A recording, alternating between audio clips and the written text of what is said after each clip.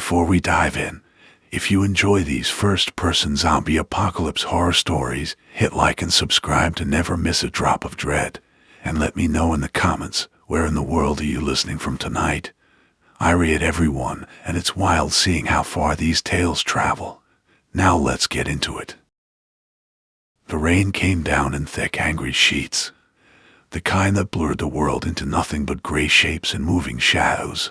I gripped the steering wheel tighter, squinting through the smeared windshield as the wipers slapped back and forth.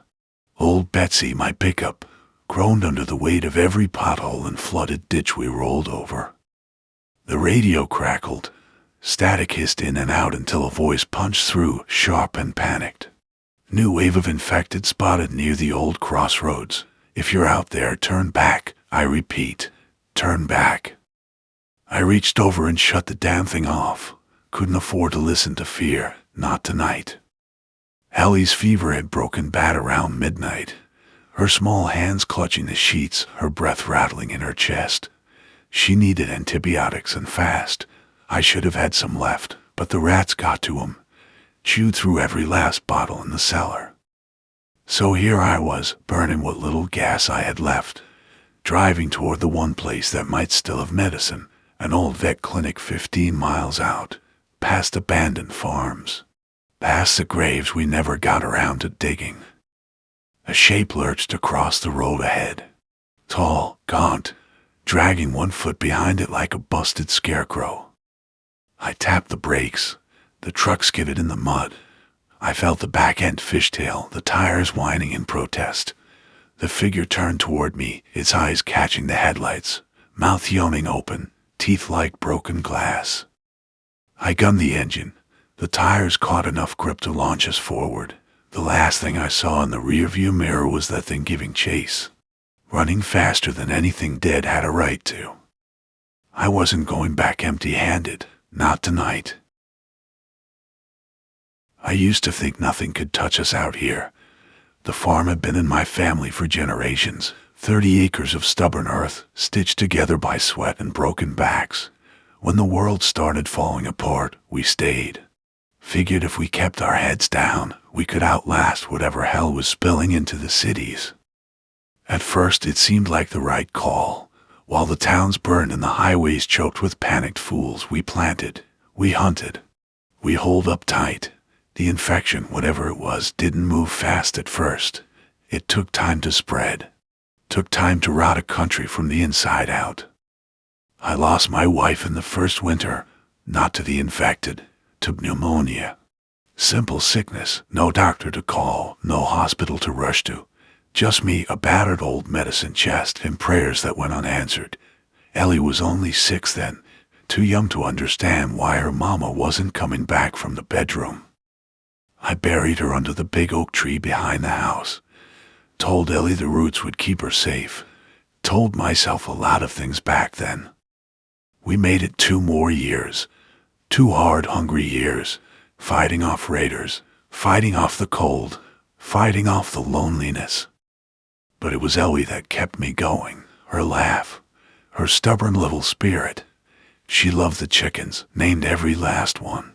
Carved their names into a scrap of wood she carried in her pocket like a treasure map. We had a rhythm.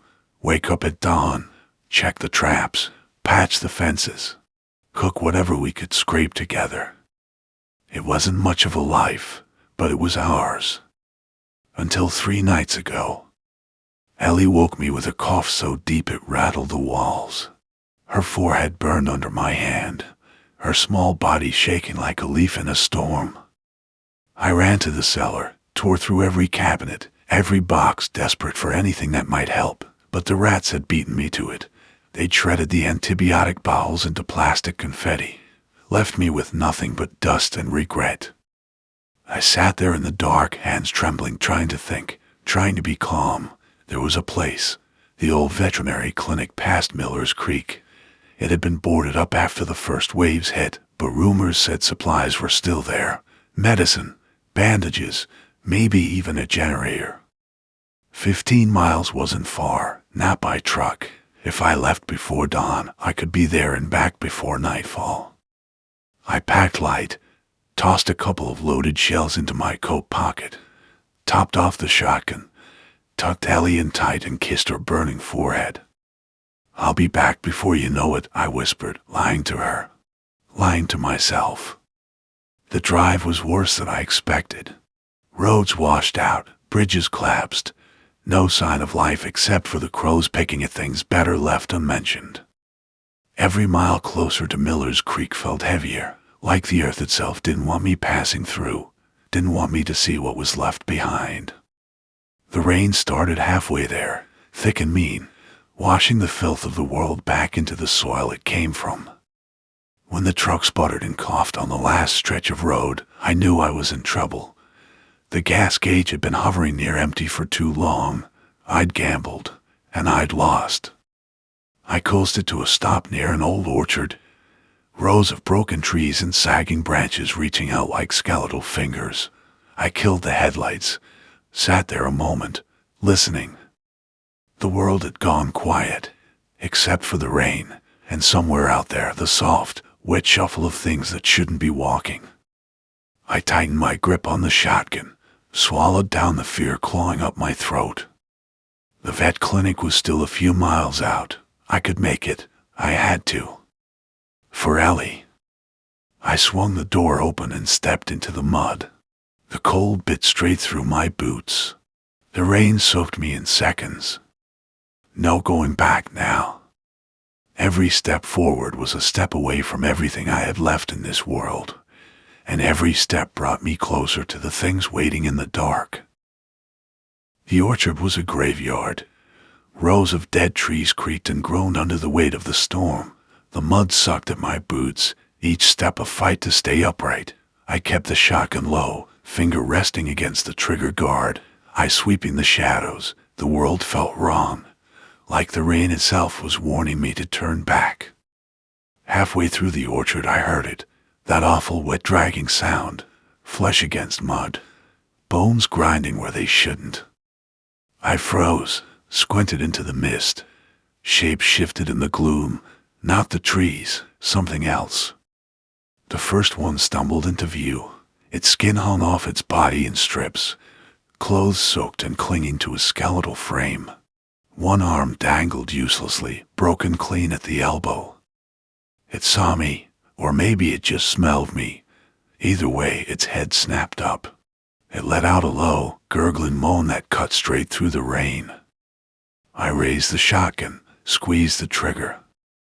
The blast tore a hole clean through its chest. It staggered back a step, but didn't fall, didn't even flinch. "Come on," I muttered through gritted teeth. Chambered another round. More figures emerged from between the trees. 5, 6, maybe more, all of them shambling forward, drawn by the noise, by the scent of something warm and breathing. I aimed higher this time, took the first one right between the eyes. The body dropped like a sack of wet grain.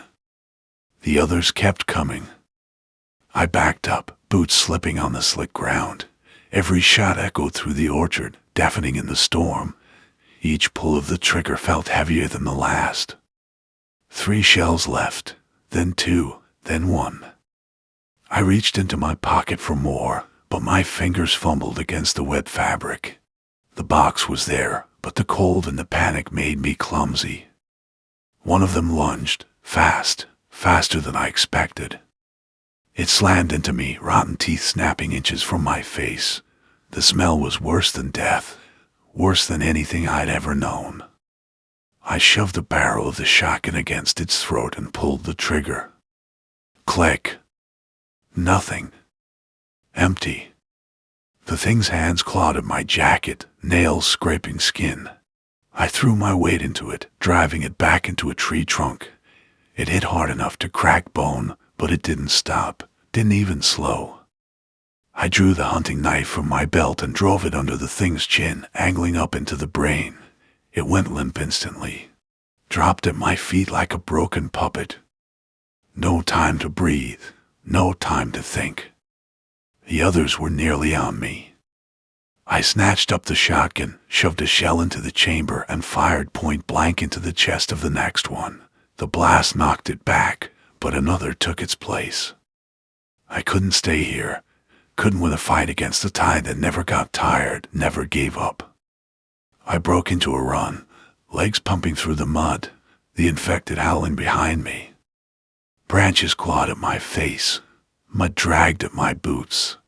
Every breath burned in my lungs. I didn't stop until I hit the fence line on the far side of the orchard, barbed wire, rusty and sagging.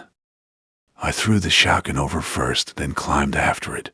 The wire tore through my jeans, bit into my thigh, but I didn't care. I dropped to the other side, hit the ground hard, rolled, and came up running. Behind me, the infected slammed into the fence. The wood groaned under the weight of them, but it held, for now. I didn't look back, couldn't afford to. The vet clinic was close.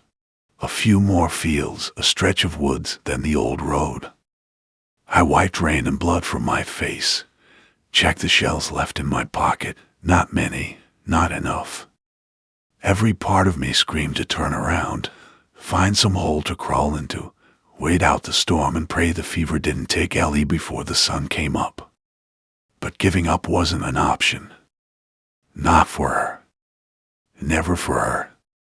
I tightened my grip on the shotgun, forced one foot in front of the other. I had survived worse. I could survive this. I had to. For Ellie.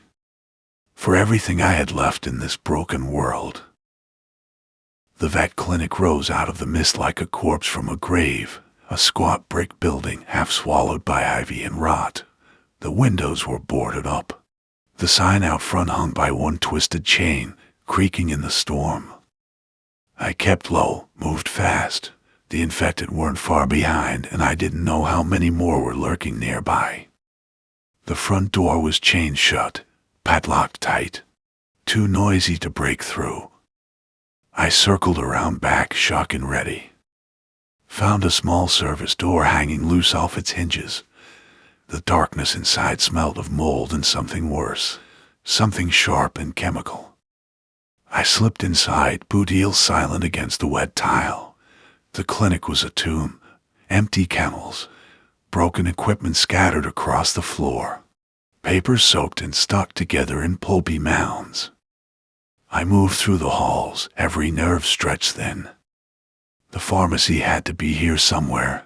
It had to be. Lightning flashed outside, throwing everything into stark relief. For one breathless second, I saw shapes moving inside, not infected, not exactly. I stepped deeper into the dark.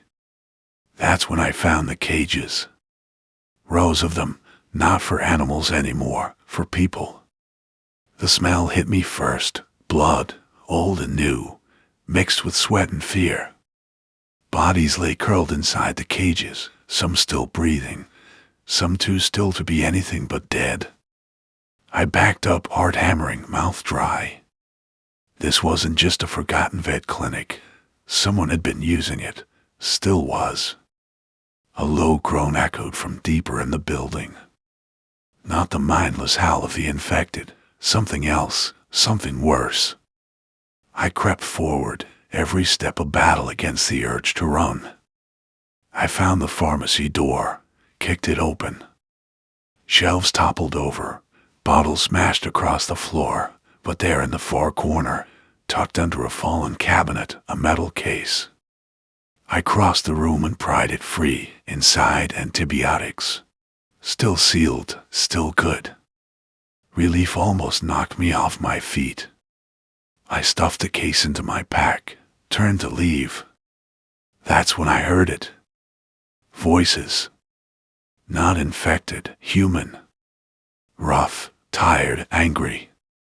I slipped into the shadows, heart pounding. Two men came into view, rifles slung over their shoulders. One carried a lantern, the light swinging wildly with each step. "Did you hear that shot earlier?" one of them muttered. "Thought it was closer than the orchard." "Doesn't matter," the other said. "Nothing out here but dead things, and us." They passed within a few feet of me, didn't see me, too busy arguing. Once they disappeared down another hallway, I moved. Fast. Quiet. I made it back to the service door, heart hammering so loud I swore they could hear it. Almost there. Almost free. Then the chain snapped. I didn't see the tripwire until it was too late. The floor gave way beneath me, rotten boards breaking like matchsticks. I plunged into darkness, landed hard on concrete. The world spun, pain lanced up my leg, maybe broken, maybe worse. Above me I heard the shouts, boots pounding against the floor. They were coming. No time. No choice. I gritted my teeth, forced myself upright. The shotgun was still strapped to my shoulder, the case still in my pack. I limped toward the far wall, found a maintenance hatch, rusted but loose. I pried it open and squeezed through. Found myself in a narrow drainage tunnel, barely wide enough to crawl. The smell down there was almost unbearable. Rot, filth, death. I crawled, hands scraping against broken stone. Breath coming in short, sharp gasps. Behind me, voices shouted, footsteps echoed. I didn't stop. Couldn't. After what felt like forever, the tunnel sloped up, led to a rusted grate. I threw my weight against it. Once, twice, on the third try it gave way. I tumbled out into the night, fresh rain washing the filth from my skin. The clinic loomed behind me, dark, silent. But not for long. Figures moved in the broken windows, lanterns swinging, guns glinting in the light. They would come after me, no doubt about it. Didn't matter. I had what I needed. I had the medicine. Now I just had to make it home. Alive. The storm had turned the fields into a swamp. Each step was a battle through sucking mud and tangled roots. The pack dug into my shoulders, the case of medicine heavier than anything I had ever carried. The shotgun bounced against my back with every staggering step. My legs screamed with every move. Didn't matter. Pain meant I was alive. Pain meant I could still get back to Ellie. Behind me, the clinic burned. The bastards must have torched it when they realized I had gotten away. Smoke rolled into the night sky, thick and black. It would bring them. The infected and the living. The worst of both worlds. I kept moving. The woods ahead loomed like a wall, thick, dark, full of things worse than the rain and the cold.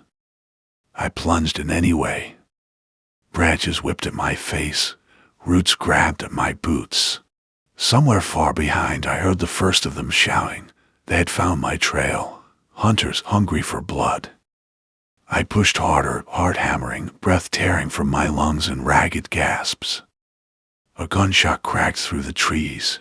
Too close, bark exploded from the trunk beside me.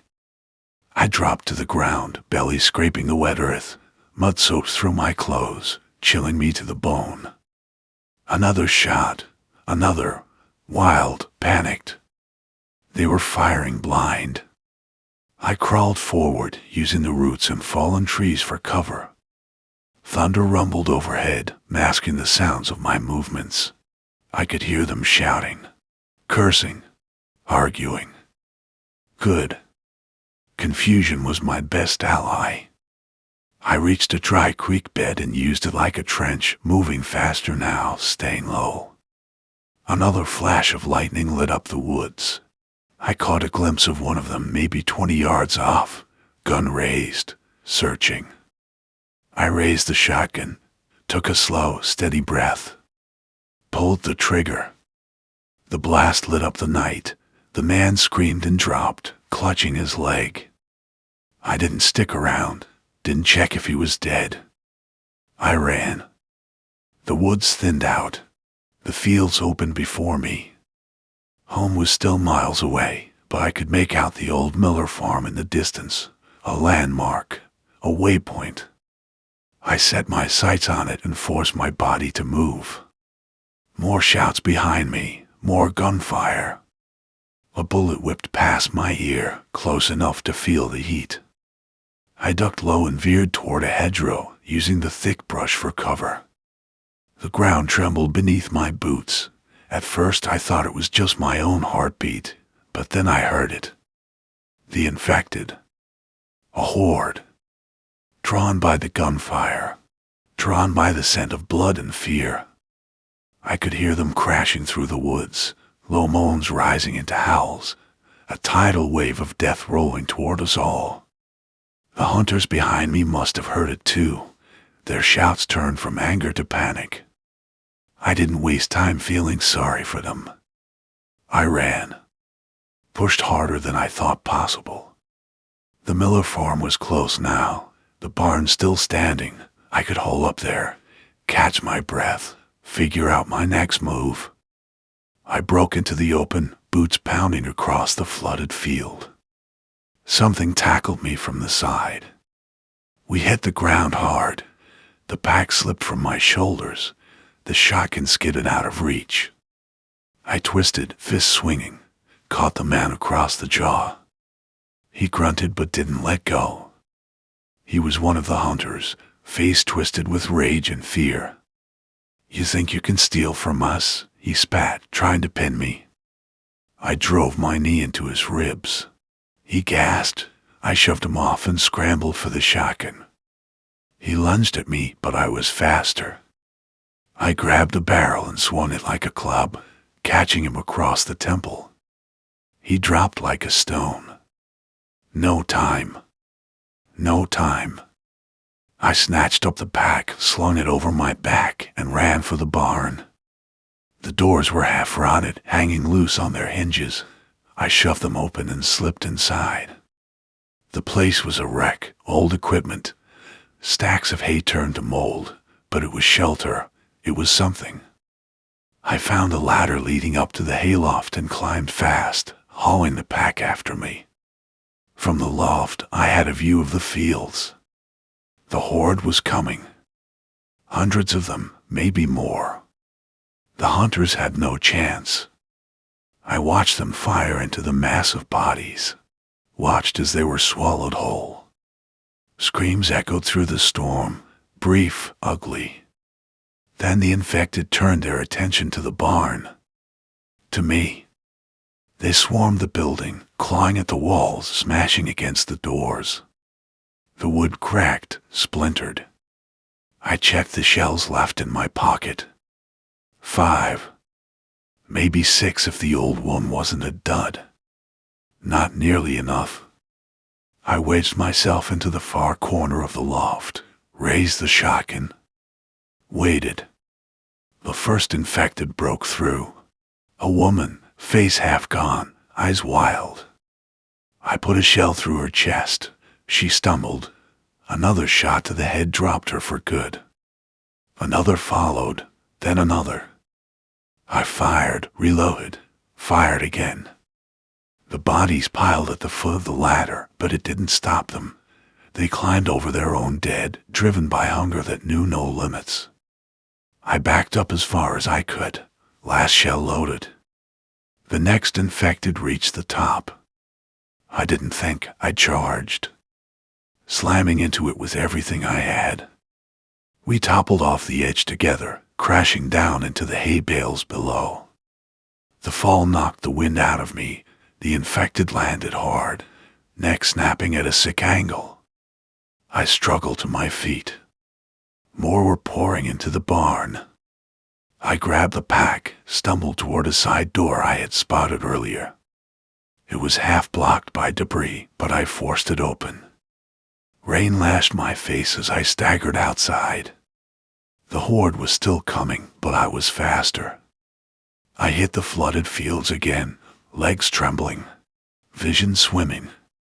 But I kept moving, kept running. The last thing I heard before the barn collapsed under the weight of the dead was the sound of the infected howling after me. But I didn't stop. Couldn't. Ellie was waiting. And I was almost home.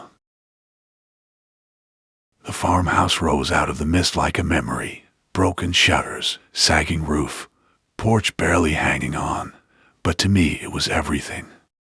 I stumbled across the last stretch of flooded dirt road, heart pounding so loud I could hardly hear the rain. Each step felt like dragging 100 pounds of dead weight, but the medicine was still strapped to my back, still safe. Lightning forked across the sky. In the flash, I saw the horde behind me, a wall of bodies. Arms reaching, mouths gnashing, relentless. They were faster now, hungrier. I slammed the front door shut behind me and shoved the heavy oak bar into place. The wood groaned under the pressure. It wouldn't hold forever. "Ellie," I called out, voice cracking. No answer. I bolted through the house, room to room. The living room was empty, fire cold on the hearth, kitchen abandoned, the cracked dishes still on the table. Panic clawed at me. Where was she? I found her upstairs, curled up on the bed, skin pale, breathing shallow, but alive. Relief hit me like a hammer. I dropped to my knees beside her, brushed the damp hair from her forehead. "It's okay," I whispered. "Daddy's here. I got what you need." Her eyelids fluttered, but she didn't wake. No time. I pulled the medicine case from my pack and dug out a vial of antibiotics. Hands shaking, I filled a syringe and injected it into her arm. Prayed it would be enough. Prayed I wasn't too late. The crash of wood downstairs snapped me back to reality. The infected had found us. The front door splintered under the weight of their bodies. Snarling, screeching, they poured inside. I raced back down, shock and ready. One shell left. I took a breath, steadied my hands. The first one through the doorway was a teenage boy, or had been. Now he was just teeth and claws and hunger. I fired. The blast took him off his feet. I slammed the door to the stairwell shut, wedging a chair under the handle. It wouldn't hold long, but maybe it would buy me a minute. I sprinted to the kitchen, grabbed the axe from the chopping block, snatched up the old hunting knife from the counter. Backed up the stairs as the infected hammered at the stairwell door. I reached the landing just as the door below burst open. The chair snapped in two. The infected swarmed upward. I planted my feet, raised the axe. The first one lunged at me. I swung hard. The blade bit deep into its skull. It dropped without a sound. Another and another. I fought like a man possessed. Every swing, every stab, every shove. But there were too many. One grabbed my arm, teeth snapping inches from my face. I drove the knife up under its chin. It went limp in my grip. I shoved it aside and kept swinging. Blood slicked the floor. Bodies piled around me. But they just kept coming. I backed into Ellie's room, slammed the door shut, bolted it. Shoved the dresser against it for good measure. Ellie stirred on the bed, eyes fluttering open. "Daddy," she croaked. "I'm here, baby," I said, voice shaking. "I'm right here." The door shuddered behind me. The infected pounded against it, wood splintering with each blow. I needed a plan, fast. I grabbed the old rifle from under the bed, the one my father had given me. Only 2 bullets left. Better than nothing. I helped Ellie sit up. She clung to me, weak but alive. The door cracked. One hinge snapped clean off. They were almost through. I looked around the room. One window, one chance. I threw it open. Cold rain lashed my face. The drop wasn't far, maybe 10 feet. I turned to Ellie. "You trust me?" I asked. She nodded, eyes wide. I lifted her into my arms, cradled her tight. The door behind me exploded inward. I didn't look back. I leapt. We crashed into the wet grass below. Pain shot up my side, but I held onto Ellie, never let go. I scrambled to my feet, half carrying, half dragging her toward the barn. The infected poured out of the house after us. I fired once over my shoulder, dropping the lead one. Kept running. The barn doors were ajar. I slipped inside and slammed them shut behind us. No lock. No time. I shoved a wagon in front of the doors, bracing it with everything I could find. Turned around and scanned the barn. Up in the rafters there was a hayloft. A ladder led up to it. Perfect. I hoisted Ellie up first. She climbed, slow and shaky but determined. I followed, my body screaming with every movement. We collapsed into the hay just as the infected slammed against the barn doors. The whole structure shook. I chambered the last bullet into the rifle. Laid Ellie down behind a pile of hay bales. Took up position at the edge of the loft. Watched the doors buckle. Listened to the rain hammering the roof. This was it. The final stand. The infected burst through. A sea of rotting faces and reaching hands. I took aim at the biggest one and fired. The shot echoed through the barn. The body dropped, tripping up the ones behind it. Bought us a few seconds. No more ammo now. I dropped the rifle, gripped the knife tight. They surged up the ladder. I met them head on. Slashing, stabbing, pushing them back with everything I had. The first one fell, then the second. But I was slowing down, vision blurring, muscles screaming. A hand caught my jacket, yanking me off balance. I fell, wrestling with the creature atop me. Teeth snapped inches from my face. I drove the knife into its eye, shoved it off. Another grabbed my leg. I kicked free. Climbed back to the hay bales where Ellie was hidden. I stood between her and the Horde. No matter what, they wouldn't get her. Not while I was still breathing. They charged. I braced myself. Then, a sound cut through the chaos. A roar, a bright flood of light. Headlights. Engines. Gunfire. The infected scattered, howling in confusion. A pickup truck skidded into the barn, plowing through the mass of bodies. Men leaned out of the cab, firing shotguns and rifles. Neighbors. Survivors. People I had thought long dead. They mowed down the infected in a storm of lead and steel. I collapsed to my knees, too stunned to move. Rough hands lifted me up. Voices shouted my name. Ellie was safe. We were safe. For now. The rain had finally stopped by morning. Gray clouds hung low over the fields, but for the first time in days, the world felt still, almost peaceful. I sat on the porch of the old farmhouse, a blanket wrapped around my shoulders. Bandages covered half my body, but the worst of it was just exhaustion. Bone-deep, soul-tired exhaustion. Ellie slept inside, tucked into the same bed she had almost died in. Color was starting to return to her cheeks. Her breathing had steadied.